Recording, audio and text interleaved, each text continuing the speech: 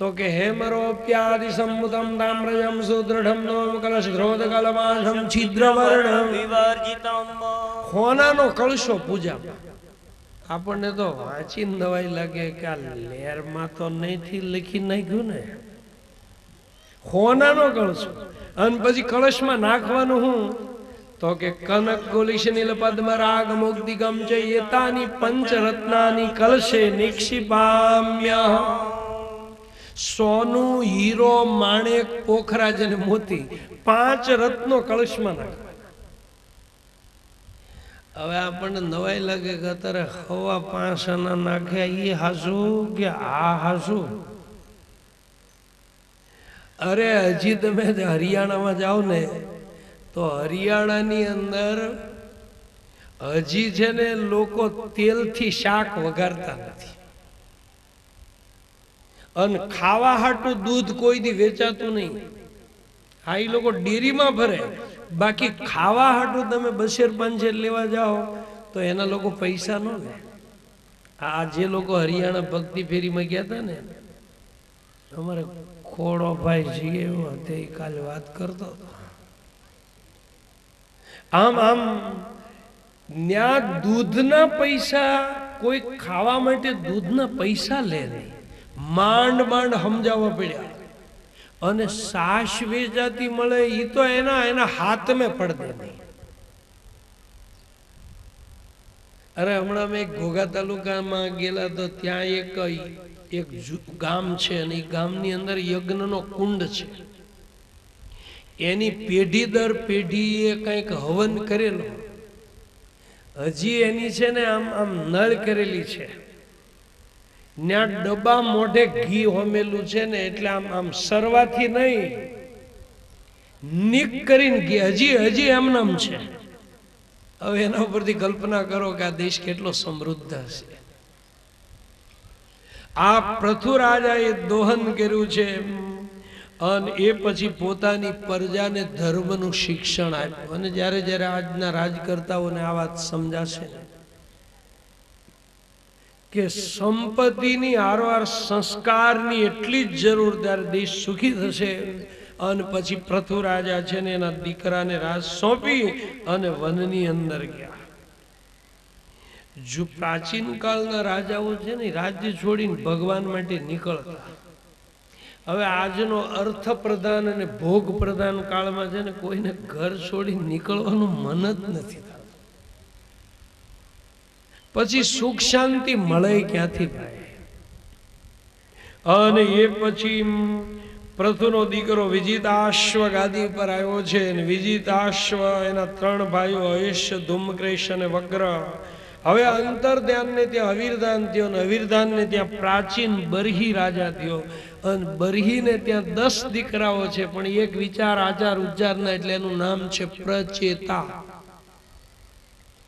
અને 10 દીકરાઓ કચ્છમાં નારાયણ સરોવરને કાંઠે આવ્યા અને નારાયણ સરોવરમાં નાઈન જ્યાં બહાર નીકળ્યા ને ત્યાં નારદ મળ્યા એને કીધું તમે શા માટે આવ્યા છો તો કે અમે તપશ્ચર્યા કરવા માટે એટલે ત્યાં શંકર દાદા પ્રસન્ન થયા ને એને રુદ્ર ગીત આપ્યું પ્રચેતા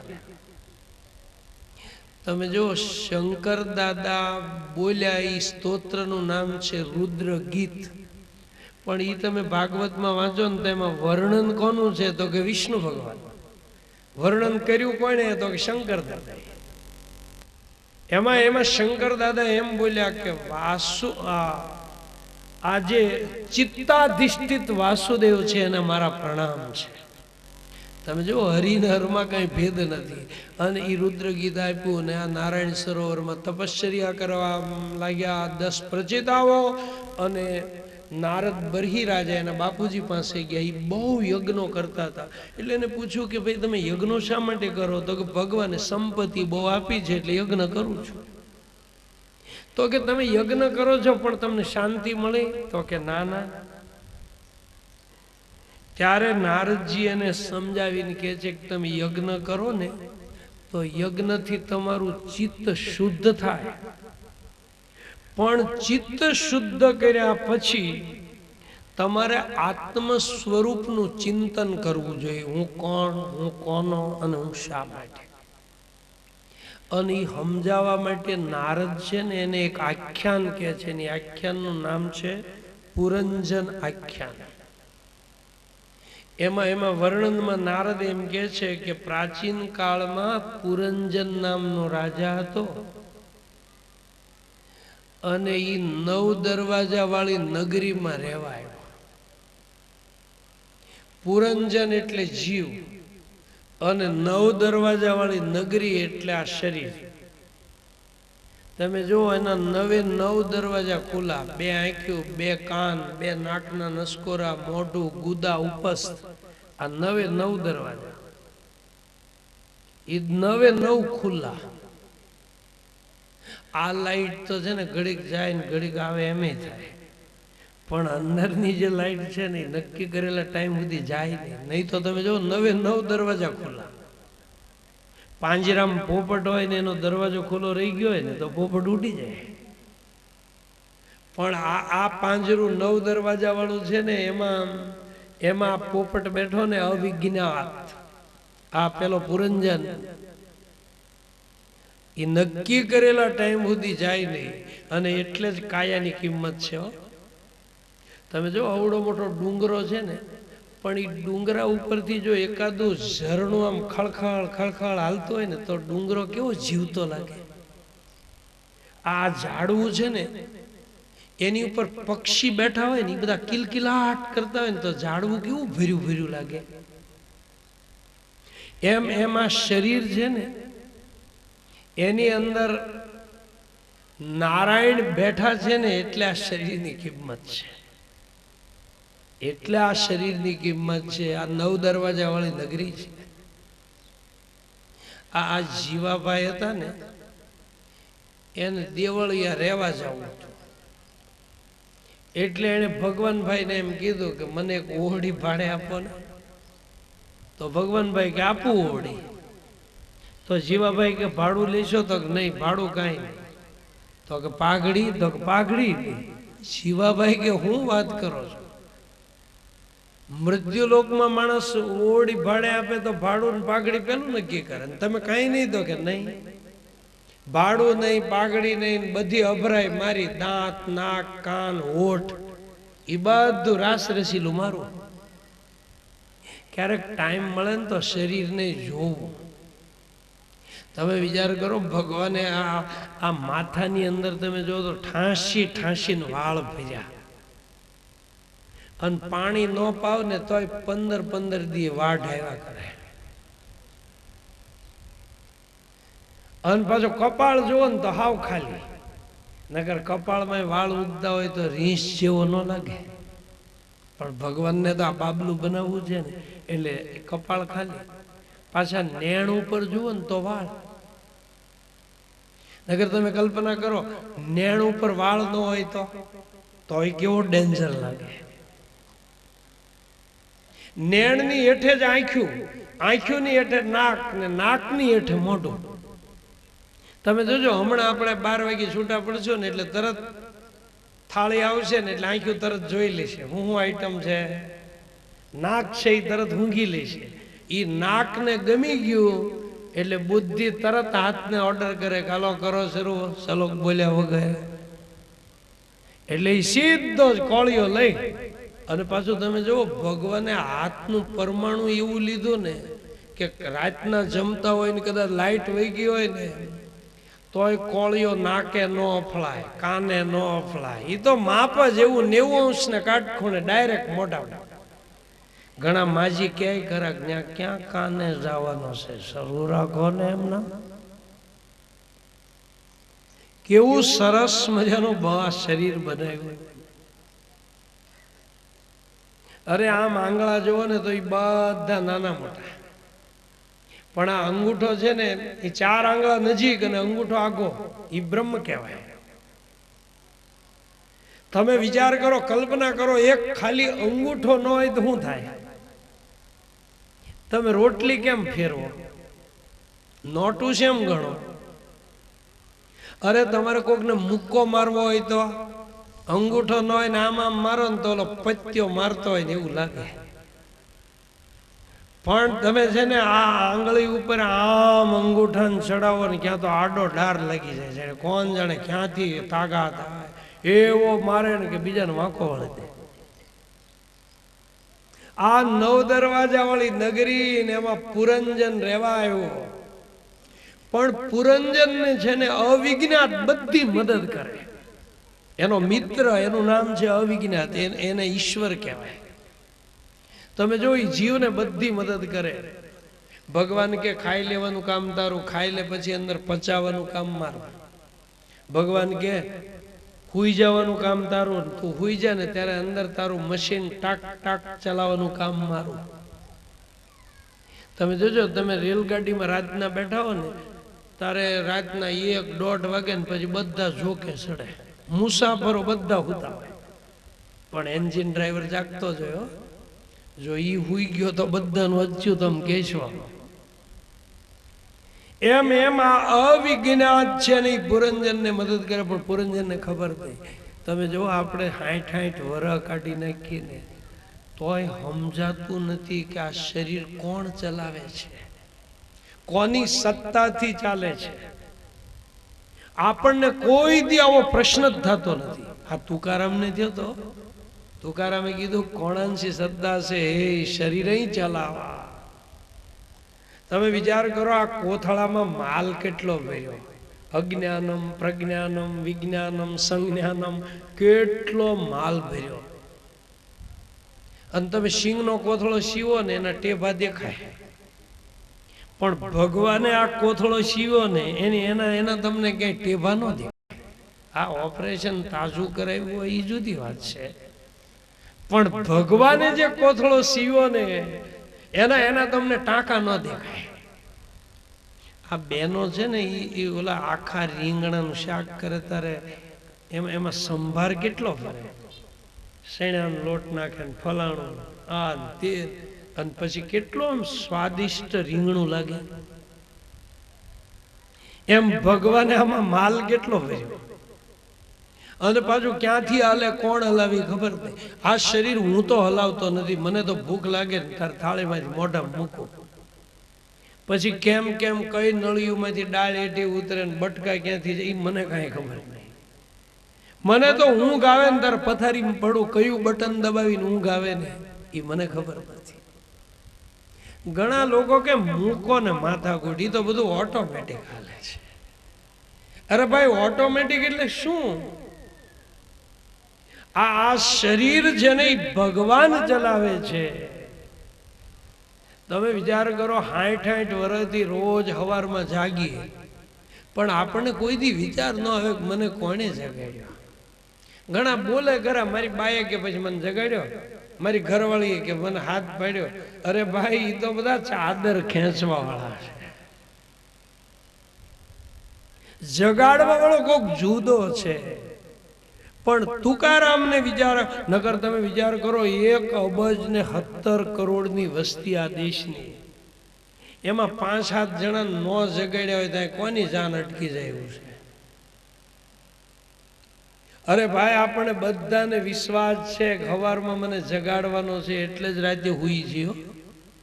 બાકી તમે કોઈને એમ કહો હું હોય તો હું સવારે જાગવાનો નથી, તો ગમે એટલી ગોળીઓ લ્યો ને તોય ઊંઘ ન આવે. એટલે આ જીવાભાઈ છે ને એને દેવળિયા રહેવા જવું હતું, એટલે એને ભગવાન પાસે આ રૂમ માંગી, 9 દરવાજા વાળી નગરી. અને ભગવાન ભાઈ એક કીધું કે એક શરત, ગમે તાર ખાલી કરવાનું મને હક હો ભાઈ, નકર મેં એવું સાંભળ્યું છે કે મૃત્યુ લોકમાં કબજા હક બળવાન છે. એટલે હું તને નોટિસ આપું, પણ ક્યારેક ઉતાવળમાં હો અને તને બોલાવી લઉં હાર્ટ એટેક થી, તો પછી કોર્ટમાં નહીં જવાનું. અને ભગવાન તો તમે જો નોટિસ આપે જ છે. કૃતાંતસ્ય દૂતી જરા કર્ણમૂલે સમાગત્ય વગ્દીતિ લોકા શૃણુધ્વં પરદ્રવ્ય પરશ્રી વાંછાત્યજધ્વં ભજધ્વં રમાનાથ પાદારવિંદમ. અને ભગવાન નોકા આપણને નોટિસ આપે છે. આ પુરંજન 9 દરવાજા વાળી નગરીમાં ગયો, ક્યાં એક સુંદર મજાની સ્ત્રી સામી મળી, એને કીધું તમારું નામ? તો મારું નામ પુરંજની. તો કે તમે કોણ છો? તો કે હું કોણ ઈ મને ખબર નથી, મારી યારે લગ્ન કરી નાખો ને તો તમને સુખી કરી દઉં. હવે પુરંજને નો કુળ પૂછ્યું, નો ગોત્ર પૂછ્યું, રૂપ સારું લાગ્યું અને ફટ દઈને લગ્ન કરી નાખ્યા. અરે તમે જો પશુ હોય છે ને વર્ણ ધર્મ પાળે, ભેંસને જોઈને કોઈ દી બળદને વિકાર ન આવે. ત્યારે આજે લોકો છે ને ગીતા વાંચે પણ પાછા વર્ણ ધર્મ નો પાળે. સમાજ વ્યવસ્થા ટકાવવા વર્ણ વ્યવસ્થા છે. સુંદર દેખાણું લગ્ન કર્યા અને એમાંથી 1100 દીકરા છે. આ બોડી ઉપરનું જ છે, આખું શરીર ઉપરનું આખ્યા.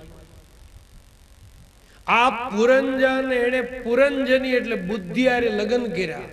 બુદ્ધિની નીચે 11 ઇન્દ્રિયો, 5 કર્મેન્દ્રિય, 5 જ્ઞાનેન્દ્રિય, 11મું મન અને 1 ઇન્દ્રિય હોશ સંકલ્પ વિકલ્પ કરે એટલે 11 ગુણ્યા 100 બરોબર 1100 દીકરા થયા. તમે જો આ સંકલ્પ વિકલ્પ છે ને અંદરો અંદર બહુ લડ્યા કરે. તમે સવારમાં જાગો ને કે એક સંકલ્પ એમ કે નાઈ લે ને, બીજો સંકલ્પ એમ કે પેપર વાંચી લે ને, ત્રીજો સંકલ્પ એમ કે તાજું શાકભાજી આવ્યું છે લઈ આવ ને. એ અંદરો અંદર લડે પણ એમાં બુદ્ધિ જજમેન્ટ આપે ને એ પ્રમાણે કૃતિ થાય. હાલ શાક લઈ આવો એટલે તમે થેલીને રૂપિયા લઈ નીકળો. હવે આ 1100 પુત્રો માહે માહે લડતા હતા. એક વિચાર ઉદ્ભવે ને બીજો એને દબાવે. હવે એમ ધીમે ધીમે ધીમે ચંડવેગ નામનો ગંધર્વ 365 સૈનિકોને લઈને આવ્યો. ચંડવેગ એટલે કાળ, 365 સૈનિકો એટલે વરહના દિવસ 365. તમે જોજો પાણીના રેલાની જેમ સમય વિયો જશે. લક્ષ્મી સ્તોય તરંગ ભંગ ચપલા વિદ્યુત ચલિત જીવિતમ, વીજળીની માફક સમય વિયો જા. અને પછી ધીમે ધીમે આ પંચ પ્રાણ છે ને એ શરીરની રક્ષા કરે. આ શરીરમાં 5 ફેણ વાળો નાગ છે. 5 ફેણ વાળો નાગ એટલે પંચ પ્રાણ. એક હૃદયમાં રહી લોહીને શુદ્ધ કરે, એક છે ને આખા શરીરમાં લોહીને ફેરવે, અને એક નાભીમાં રહે કચરો બધો બહાર ફગાવે, અને એક ગળામાં રહે. આ બોલાય અમથું ન બોલાય. કેટલાય ખપાટિયા આમના ઊંચા નીચા થાય ને પછી પવન આવે. ઈ પવન સીધો જીભને તળિયે ભટકાય ને એમાં જીભ ઉડીને સીધી તાળવે ભટકાય, એમાંથી ટપાલીનો ટ બહાર નીકળે. અને એક પ્રાણ તો એવો છે ને કે જીવ વયો જાય તો આ મળદું બાંધતા હોય ને એને બધાને ખબર હોય કે આપણે બાંધીએ ત્યારે એમ લાગે કે આમાં જીવ છે કે કેમ. પણ ઈ પ્રાણ એવો છે ને કે 24 કલાકમાં શરીરને ફૂલાવી નાખે ને ફાડી નાખે. પછી પાણી ભેગું, માટી ભેગી, રસની ભેગું, એટલે એને શું કહેવાય? પંચત્વ ગત. આમ આ પુરંજન છે એની ઉપર ઘેરો ગાલ્યો. 305 સૈનિકોને લઈને ચંડવેગે એ વખતે 5 ફેણ વાળો નાગ આ જીવાત્માનું રક્ષણ કરે. એમાં અચિંતાની કાળદેવની દીકરી જરા આવી, અને જરા આવીને કે મારે તારી હારે લગ્ન કરવા છે. પુરંજન કે ના રે બાપા, મારે તારી હારે પરણવું નથી. જમરાજાની દીકરી ગઢપણ, જરા એટલે ગઢપણ, એ કોઈને જોતું નથી તોય આવે. ઓલી જરા એમ કે છે કે તું લગ્ન નહીં કર ને તો હું વળગીને તને આવીશ, પણ તારા ઘરમાં તો આવવાની. એનો અર્થ હું થયો, જવાની છે એટલે રહેવાની નથી. દુનિયા એક સરાફે ફાની દેખી, યહાં કી હર ચીજ જાની જાની દેખી, जो जाके न आए वो जवानी देखी, और आके न जाए वो बुढ़ापा देखा. जुवानी आवे ने आवीने वही जाए, घड़पण आवे ने પછી જાય નહીં, આપણને આખા લઈને વહી જાય. યમરાજાની દીકરી ઘડપણ કાનના મૂળિયામાં, અને તમે જોજો સફેદ વાળ છે ને કાનના મૂળિયામાં થાય. એનો અર્થ હું થયો, અંગત વાત કહેવાની હોય ને જાહેરમાં ન કહેવાય, એકોર બોલાવીને કહેવાય. એટલે જમરાજાની દીકરી કે મને ઓળખી, હું આવી ગઈ, હવે પારકું શરીરને પારકા ધનનો મોહ છોડો અને રમા કહેતા લક્ષ્મીના પતિના ચરણની અંદર જાઓ. અને એ વખતે પેલો જરા વળગી ગઈ અને આ પુરંજન છે ને પથારી વશ થઈ ગયો. અને એ વખતે કાળ એને લેવા આવ્યો ત્યારે પ્રજ્વર નામના તાવને ભેગો લેતો આવ્યો. તમે જોજો આ શરીરમાંથી જ્યારે જીવ જાય ને ત્યારે જીવ જાતા પહેલા છે ને આ શરીર તાંબા વર્ણનું તપી જાય. એને મૃત્યુકાળનો તાવ કહેવામાં આવે. એનું નામ શાસ્ત્રમાં પ્રજ્વર છે, પ્રજ્વર. અને એ ઘડીક જ રહે, પણ એ તાવ આવી જાય ને એટલે તરત બોડીથી છે ને ચૈતન્ય અલગ પડી જાય. પણ સ્ત્રીનું ચિંતન કરતા કરતા પુરંજને શરીર છોડ્યું એટલે એનો બીજો જન્મ છે ને વિદર્ભ નગરીમાં એક કર્મકાંડી બ્રાહ્મણના